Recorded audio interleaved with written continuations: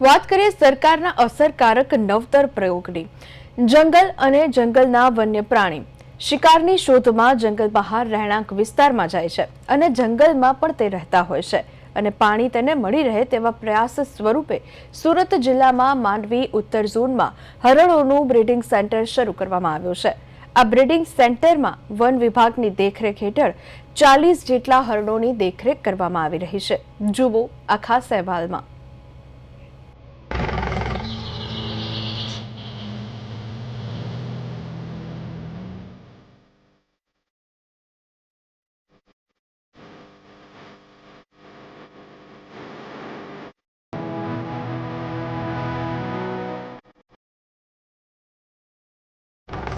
જંગલ અને જંગલના વન્ય પ્રાણી જંગલમાં સુરક્ષિત છે, પણ દિન પ્રતિદિન જંગલમાં શિકાર ઘટવાને કારણે દીપડા સહિતના જંગલી પ્રાણીઓ ગામડા તરફ સ્થળાંતર કરી રહ્યા છે। શિકારની લાલચમાં ખૂંખાર દીપડાએ માનવ વસ્તીમાં તે પહોંચી જાય છે અને માનવ પર હુમલો કરે છે। ત્યારે સરકાર દ્વારા એક નવો અભિગમ અપનાવવામાં આવ્યો છે। સુરત જિલ્લાના માંડવી ઉત્તર રેન્જમાં ડિયર બ્રીડિંગ સેન્ટર બનાવવામાં આવ્યું, જેની દેખરેખ વન વિભાગની ટીમ કરી રહી છે, જેમાં હાલમાં 8 નર હરણ, 22 માદા હરણ અને 10 બચ્ચા મળીને કુલ 40 જેટલા હરણોની દેખરેખ કરવામાં આવી રહી છે। માંડવી ઉત્તર રેન્જની વાત કરીએ તો માંડવી ઉત્તર રેન્જમાં આશરે 10,000 હેક્ટર વિસ્તારમાં જંગલ વિસ્તાર આવેલો છે। જે જંગલ વિસ્તારમાં જોવા જઈએ તો આપણે દીપડા, ઝરખ, જંગલી ભૂંડ જેવા વન્ય પ્રાણીઓ આવેલા છે। માંડવી ઉત્તર રેન્જની વાત કરીએ તો માંડવી ઉત્તર રેન્જમાં બીચરવન રાઉન્ડમાં સરસી બીટમાં સ્પોટેડ ડિયર બ્રીડિંગ સેન્ટર બનાવવામાં આવેલું છે। જે બ્રીડિંગ સેન્ટર 2.62 હેક્ટર વિસ્તારમાં બનાવવામાં આવ્યું છે। આ બ્રીડિંગ સેન્ટરમાં હાલમાં 8 નર, 22 માદા તેમજ 10 બચ્ચા મળીને ટોટલ 40 સ્પોટેડ ડિયર આવેલા છે। આ બ્રીડિંગ સેન્ટરનો મુખ્ય હેતુ એ છે કે છેલ્લા 5 વર્ષમાં સુરત વન વિભાગમાં માનવ તેમજ દીપડાના ઘર્ષણના બનાવો સતત વધતા ગયેલ છે। જે ઘર્ષણો અટકાવવા માટે આ સ્પોટેડ ડિયર બ્રીડિંગ સેન્ટર બનાવેલ છે। વન વિભાગ રાત દિવસ સતત હરણો પર નજર રાખી રહી છે। જંગલના ખૂંખાર દીપડાઓ હરણ બ્રીડિંગ સેન્ટરમાં ના ઘૂસી જાય એ માટે ઊંચી તારની ફેન્સિંગ કરવામાં આવી છે। હરણનું ઝુંડ સુરક્ષિત રહે તે માટે અંદર ઝૂંપડા પણ અને પાણીના હોજ બનાવવામાં આવ્યા છે। બ્રીડિંગ સેન્ટરની આસપાસના ઝાડ પણ દૂર કરવામાં આવ્યા છે, કેમ કે દીપડા જેવા પ્રાણી ઝાડ પર ચડી બ્રીડિંગ સેન્ટરમાં ના ઘૂસી જાય। હરણને પૌષ્ટિક ખોરાક આપવામાં આવે છે। બીમાર થયેલા હરણને સારવાર મળે તે માટે મેડિકલ સ્ટોર અને વેટેનરી ડોક્ટરની નિમણૂક કરાય છે। આ સાથે હરણની ગતિવિધિ પર પણ નજર રાખી ઊંચો ટાવર અને સીસીટીવી પણ લગાવવામાં આવ્યા છે। અહીંયા બ્રીડિંગ સેન્ટર બનાવવામાં આવ્યું છે। એમાં સવારે દિવસના 3 રોજમદાર તરીકે અહીંયા રહે છે, એમની દેખરેખ માટે, ચારા માટે કે પછી અહીંયા જે ચારો અહીંયા જાતે બનાવીએ છીએ। સાંજે 4 વાગે એમને ચારો આપીએ છીએ।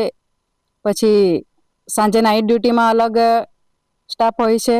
અહીંયા હરણને દેખરેખ રાખવા માટે સીસીટીવી કેમેરા લગાવવામાં આવ્યા છે ને વોચ ટાવર પણ બનાવવામાં આવ્યો છે। આ બ્રીડિંગ સેન્ટરમાં 4 અલગ અલગ સ્ટેપમાં હરણ લાવવામાં આવ્યા હતા। 1.5 વર્ષમાં 10 બચ્ચા વધતા આજે હરણોની સંખ્યા 40 થઈ ગઈ છે। આ બ્રીડિંગ સેન્ટરમાં પહોંચવા જંગલના ઉબડ ખરાબ રસ્તા પસાર કરવા પડે છે। જો કે આ રોડ મનરેગા હેઠળ બનતા પગ દડી કરતા આજે વાહનો લઈ જવાય છે। વન વિભાગના અધિકારીઓની ચુસ્ત નજરો વચ્ચે સંભાળ લેવાય છે। સરકાર અને વન વિભાગના પ્રવાસથી સારું પરિણામ મળી રહ્યું છે। અહીંયા દેખરેખ માટે સ્થાનિક 3 રોજમદારો રાખવામાં આવ્યા છે, તથા અહીંયા વનરક્ષક અને ફોરેસ્ટરોનું જનરલ સુપરવિઝન સાથે સીસીટીવી કેમેરામાં એનું મોનિટરિંગ કરવામાં આવે છે। અને અહીંયા ચારો, જંગલનો ચારો અને સ્થાનિક મકાઈને ચારો લઈને એ લોકોને ખોરાક પૂરો પાડવામાં આવે છે। હરણ કુલ 8 નર અને 22 માદા 4 સ્ટેપમાં લાવવામાં આવ્યા હતા અને 1.5 વર્ષના ગાળામાં 10 બચ્ચા અત્યાર સુધી આવ્યા છે। ટોટલ કેટલા છે? ટોટલ અત્યારે મળીને 40 સંખ્યા થઈ। રણ બ્રીડિંગ સેન્ટરની સ્થાપના માત્ર એક યોજના નથી, પરંતુ માનવ અને વન્ય જીવો વચ્ચે સંવાદ જાળવી રાખવા અને જંગલને ફરીથી વન પ્રાણીના ત્રાડ અને પક્ષીઓના કલરવથી ગુંજતું કરવાનો અભિગમ છે.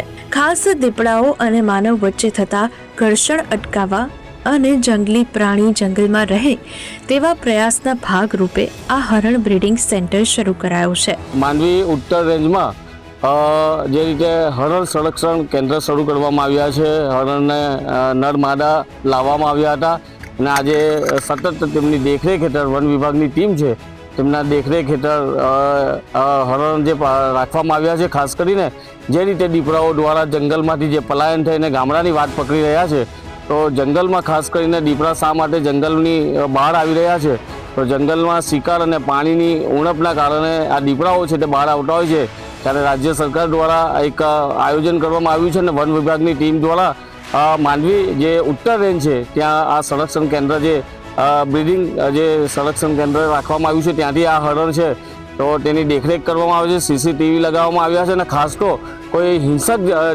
જંગલી જનાવર અંદર ના જાય તેની પણ દેખરેખ રાખવામાં આવે છે અને ત્યારબાદ આ હરણ છે તેને જંગલમાં રિલીઝ કરવામાં આવશે, જેથી કરી જંગલ બચાવી શકાય, જંગલના પ્રાણી બચાવી શકાય અને હરણ છે તેઓની સંખ્યા પણ આ જંગલોમાં દેખાય તેની તૈયારી કરવામાં આવી રહી છે અને ખાસ તો સતત હરણની સંખ્યામાં વધારો થઈ રહ્યો છે. કિરણસિંહ ગોહિલ, પ્રદેશ 24, સુરત.